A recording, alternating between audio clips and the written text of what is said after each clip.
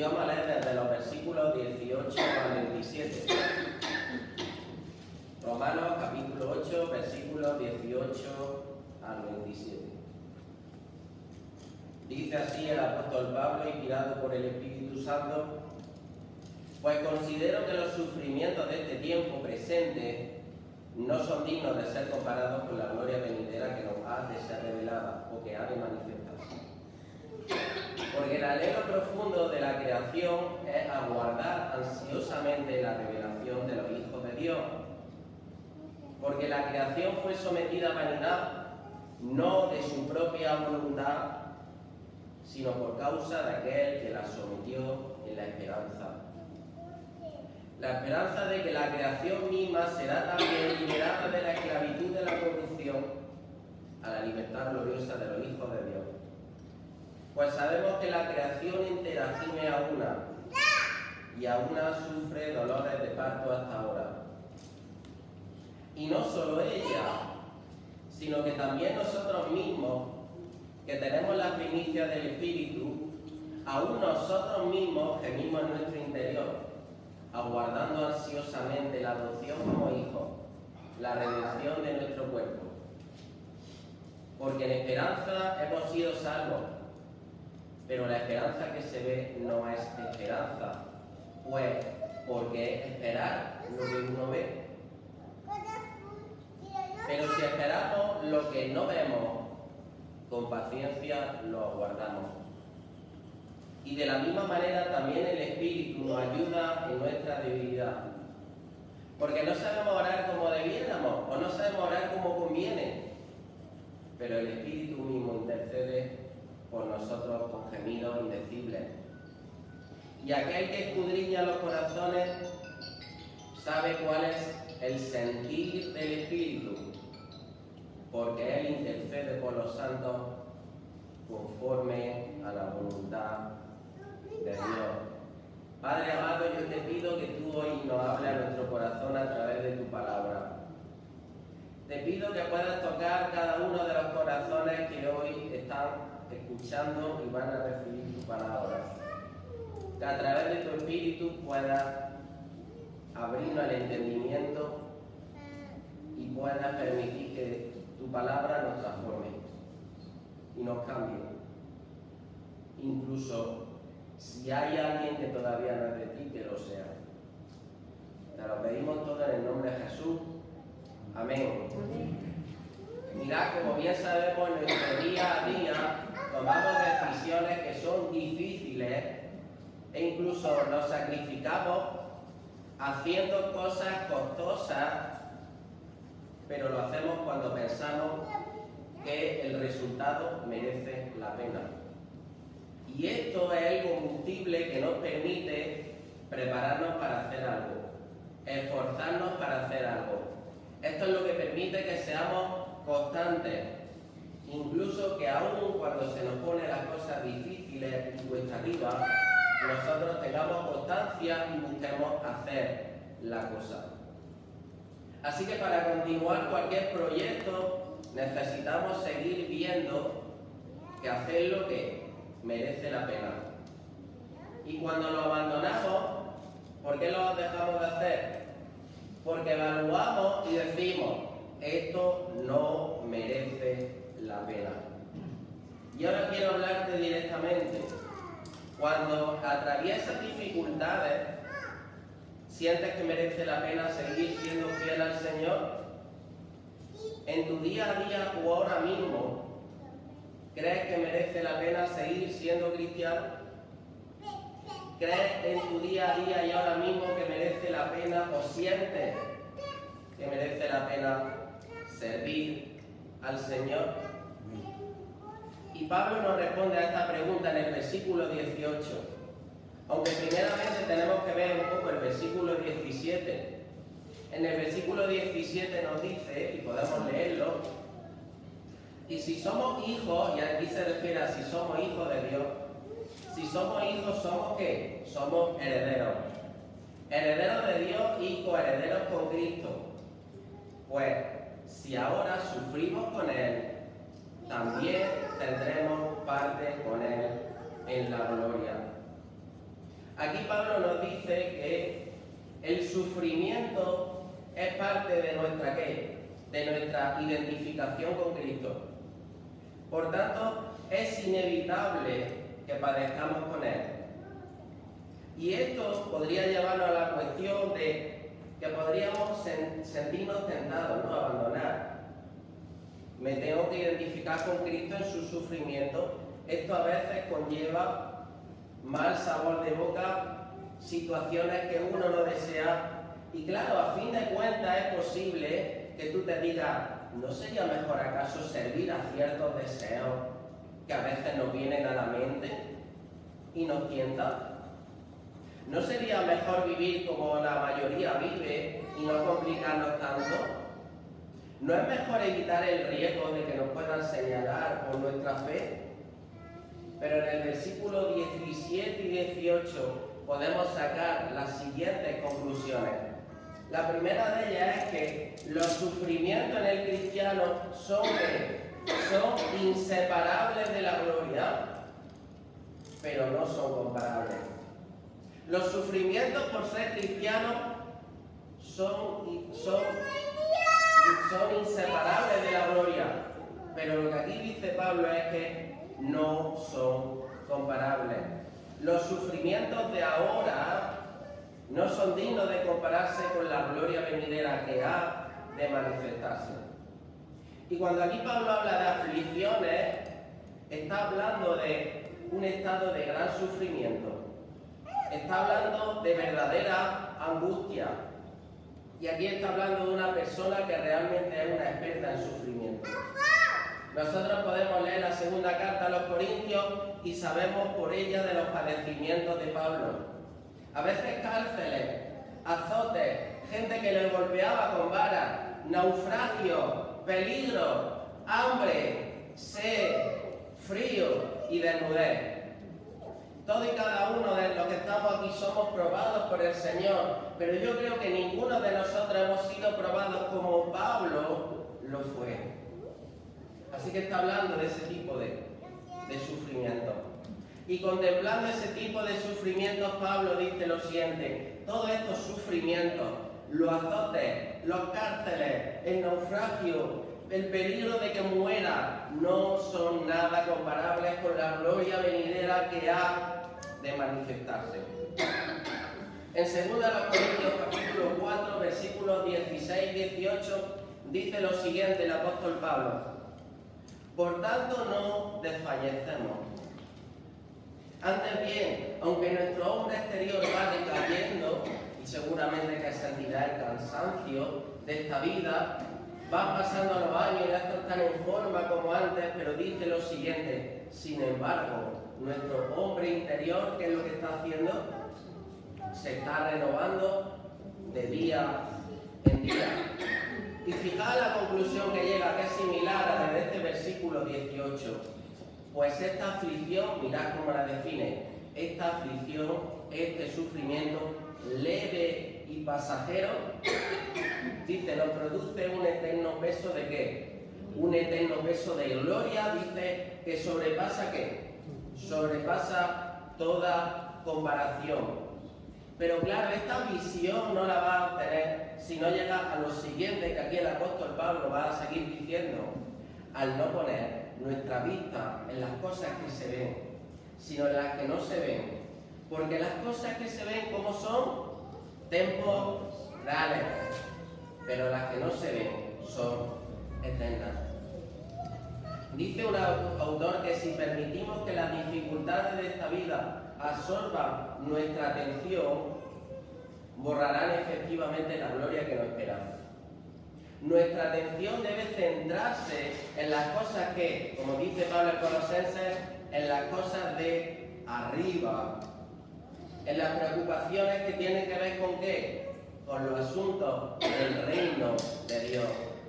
Dedica tu mente a las preocupaciones que tienen peso en la eternidad. ¿Por qué estás sufriendo ahora mismo? ¿Hay alguna carga en ti? ¿Hay alguna lucha? Posiblemente, no sé, estás sufriendo a causa de alguna enemistad con alguien que aprecias, con alguien que quieres. o la enemistad con algún vecino. Quizás estás sufriendo porque alguien te ha desconsiderado. A lo mejor estás sufriendo por la hostilidad de las personas que te están señalando por tu fe, incluso por tus familiares. A lo mejor estás sufriendo por tu enfermedad o por la de un ser querido. Hay múltiples causas por las que tú ahora puedes estar sufriendo. Pero mira, lo principal que nos hace ver que merece la pena seguir siendo cristiano es lo siguiente. Y es que si pesase en un lado de tu balanza todo el sufrimiento que puedas decirme, todas estas cosas que hemos mencionado, si las pusiese en una balanza y en el otro lado de la balanza pusiese la gloria que nos espera a los hijos de Dios, tendría infinitamente más peso la gloria que nos espera que el peso de nuestro sufrimiento.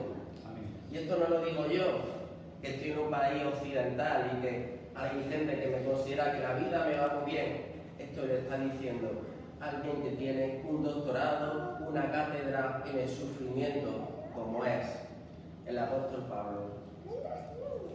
Puedes no entender, por tanto, el propósito del por qué estás viviendo lo que vives, pero hay una cosa de la que puedes tener certeza.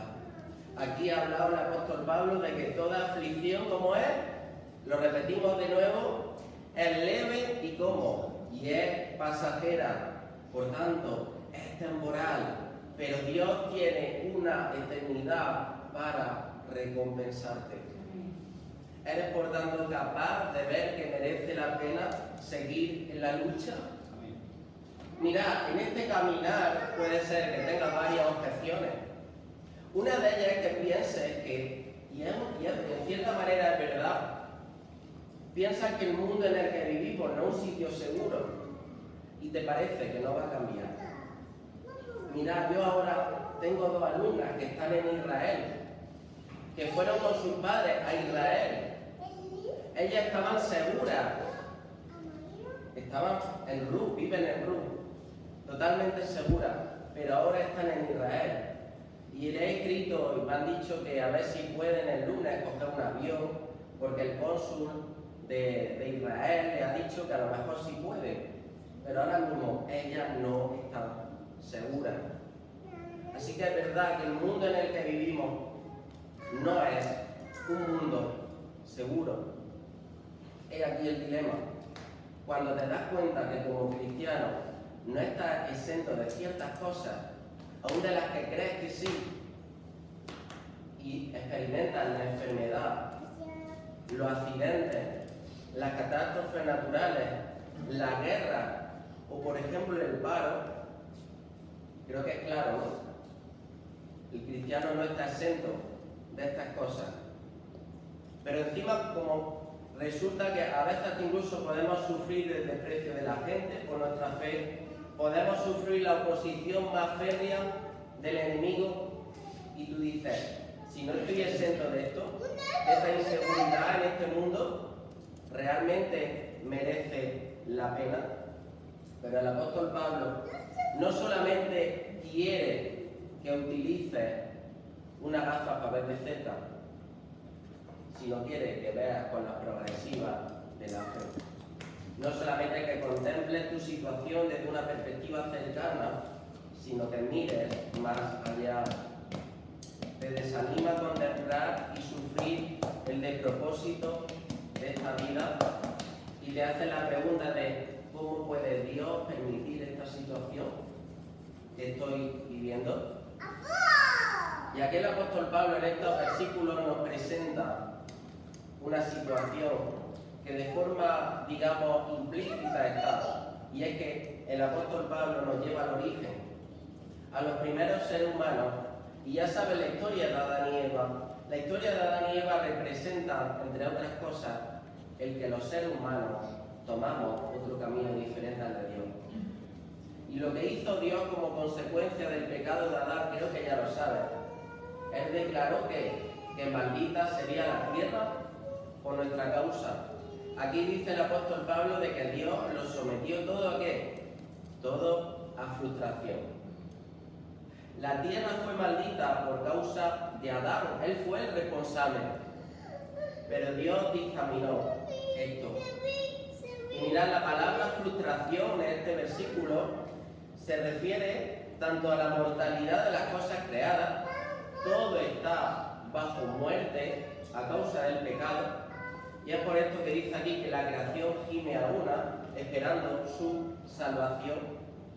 Todas las cosas están sujetas a muerte, pero también la creación ahora mismo experimenta lo siguiente, y es incapacidad para cumplir su propósito y destino marcado por Dios. Y no sé si en esta declaración de Dios tú verás un juicio severo por parte suya. Quizás lo veas así, pero mirad, Dios ha permitido que exista tal frustración en este mundo para que veas que merece la pena acercarte a Él.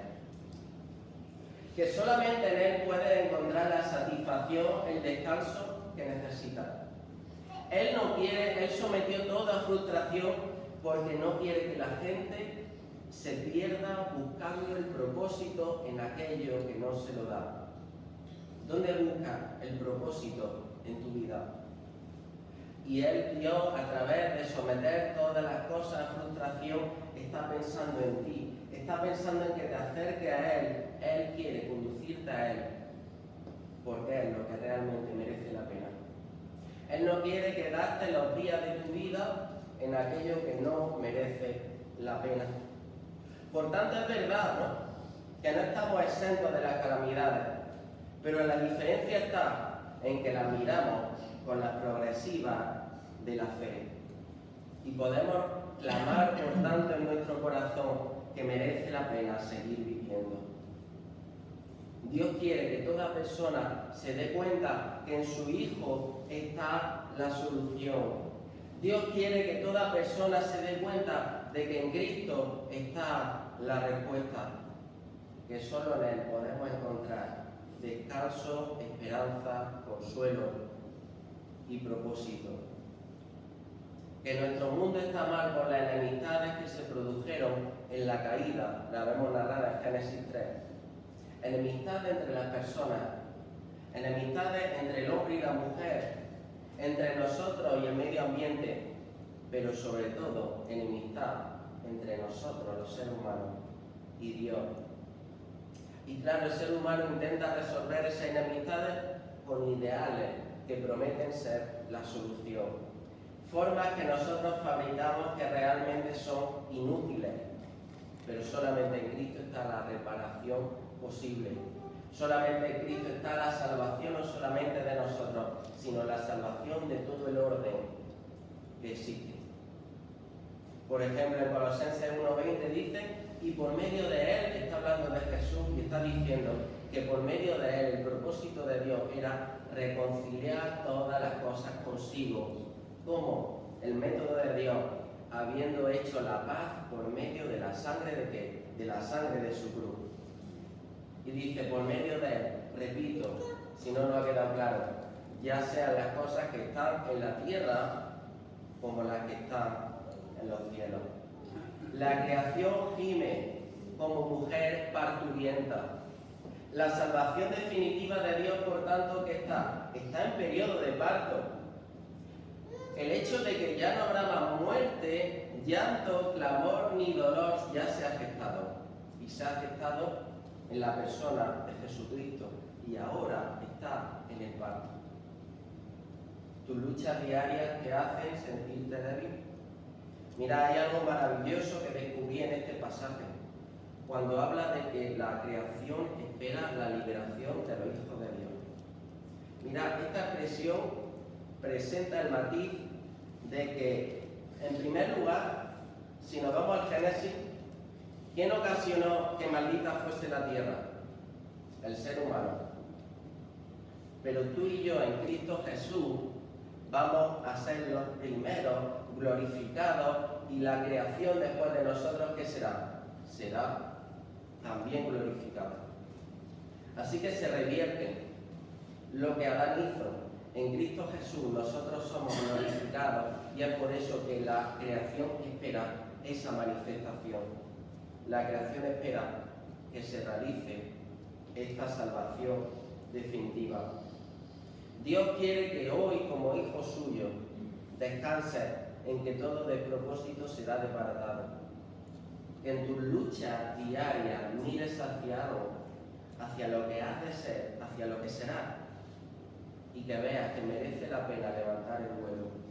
Merece la pena seguir ministrando en su iglesia. Merece la pena que en tus debilidades Él vaya manifestando más su poder. Mirad, el que tiene la esperanza en Jesús es como un agricultor. Pero estamos hablando de un agricultor que hace bien su trabajo. Este agricultor, como ya sabéis, trabaja duro. Cuida de las plantas y las cuida regándolas, protegiéndolas de las plagas, protegiéndolas de las enfermedades, pero como bien sabéis, a pesar de su esfuerzo, las plantas todavía sufren. A veces hay sequía, a veces hay inundaciones, a veces hay heladas.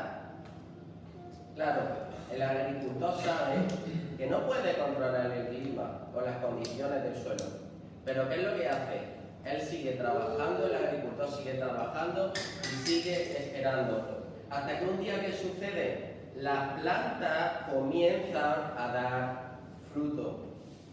Y aquí es cuando sabe que todo el sufrimiento y la espera valieron la pena. De la misma manera, tú y yo, si estamos en Cristo, tú y yo, si hemos confiado en Cristo como nuestro Salvador, también nosotros sufrimos en esta vida. A veces enfrentamos, como hemos dicho, enfermedades, pérdidas de seres queridos, dificultades financieras, conflictos familiares y muchas otras pruebas que podríamos decir. Pero a pesar de todo esto, ¿qué hacemos? Seguimos trabajando y seguimos esperando. Sabemos que no podemos controlar las circunstancias de la vida, pero confiamos en que Dios está trabajando en nosotros. Y a través de nosotros para su gloria y para su propósito.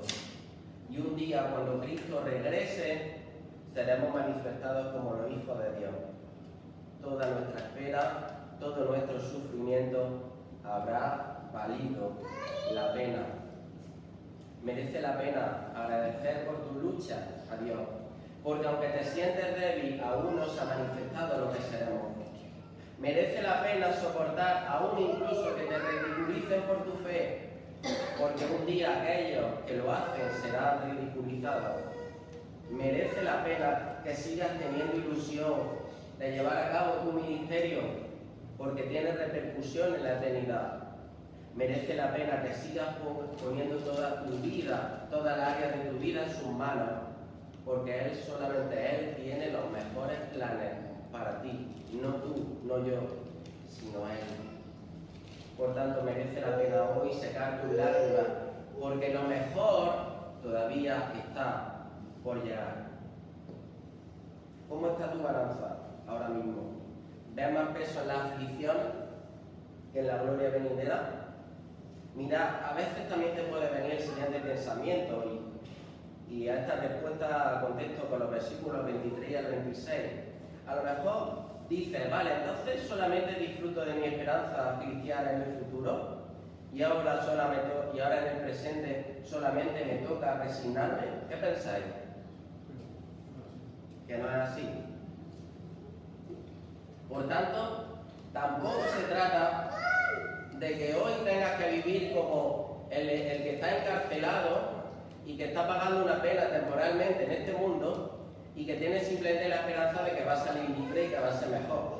No, sino que tu vida presente también merece la pena. ¿Sabes por qué? Porque tenemos a nuestro ayudador. Y ya sabes de qué ayudador están hablando estos últimos versículos, del Espíritu Santo. Y el Espíritu Santo nos ayuda a enfocarnos en la eternidad, versículo 23. El Espíritu Santo es el primer fruto de la cosecha, estamos hablando de la cosecha de la salvación que vamos a obtener y que nos la garantiza, y es nuestra gloria presente. Y aquí dice que nos hace gemir, nos hace ver que somos salvos y que aún nuestra salvación no ha sido completada. Dice que el Espíritu Santo gime esperando la redención. Así que el Espíritu Santo no solamente en nosotros crea ese anhelo expectante, sino que también nos permite ver este presente con esperanza. Fuimos declarados legalmente hijos de Dios al ser justificados por la fe. Pero todavía está por llegar aquel momento en el que obtendremos y disfrutaremos de todos nuestros derechos como hijos adoptivos de Dios. El Espíritu Santo nos lleva a desear de forma expectante lo que está por venir. El Espíritu Santo nos enfoca en la lucha que tenemos por delante. Amigo, hermano, que nuestra frustración y lamento se conviertan en un deseo expectante de lo que está por venir por la obra del Espíritu Santo en nosotros.